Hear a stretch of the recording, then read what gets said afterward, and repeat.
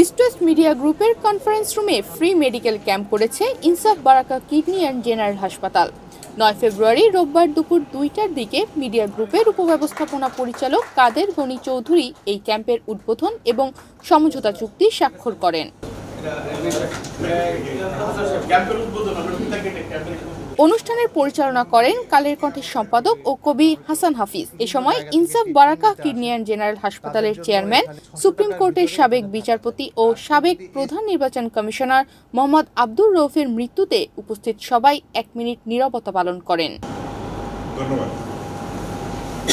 বাংলাদেশ প্রতিদিন, Kaler Kantho, Daily Sun, BanglaNews24.com, television channel news 24, radio capital FM 94.8 এবং টি স্পোর্টসে কর্মরত সাংবাদিক ও মিডিয়া কর্মীরা বিনামূল্যে এই ক্যাম্পে স্বাস্থ্যসেবা নিয়েছেন।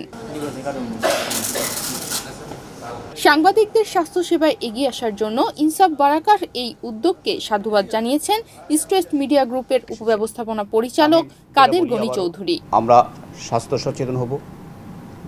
আজকে যে উদ্যোগটা এখানে নিয়েছেন বিশেষ করে কিডনির জন্য, আপনারা জানেন কিডনির অসুস্থতা খুবই জটিল। এটা কিন্তু প্রাথমিকভাবে ধরা পড়লে কিন্তু একটা চিকিৎসা আছে। সো আমাদেরকে কিডনি ট্রান্সফার করার মতো অবস্থা, দূরে কিডনি নষ্ট হওয়ার মতো অবস্থা যেন না হয়, এই জন্য আমি আজকে আমাদের অনেকে সাড়া দিচ্ছেন, এখানে এসেছেন। আমি মনে করি বা আশা করবো যে যারা ইস্ট ওয়েস্ট মিডিয়া গ্রুপের যারা আছেন সবাই এখানে আজকে পরীক্ষা করবেন এবং সবার জন্য আল্লাহর দরবারে সবাই সুস্থ থাকবেন। কারোর জন্য সমস্যা থাকে সেটা তো আল্লাহ যেন সুস্থ রাখে এবং কাউকে যেন এই রোগ না দেয়, সে প্রত্যাশা রেখে আমি শেষ করছি। আপনাদের সবাইকে অগণন ধন্যবাদ। হাসপাতালটির মাধ্যমে সামাজিক কর্মকাণ্ড পরিচালিত হয়। এর মধ্যে অসহায় রোগীদের বিনামূল্যে কিডনি ডায়ালাইসিসের ব্যবস্থা করে থাকে ইনসাফ বারাকা কিডনি অ্যান্ড জেনারেল হাসপাতাল। আর একবারে যারা অসহায় দরিদ্র কিডনি ডায়ালিসিস নিতে পারেন না, তাদের জন্য একটা ডেডিকেটেডলি একটা মেশিন আছে ফ্রি।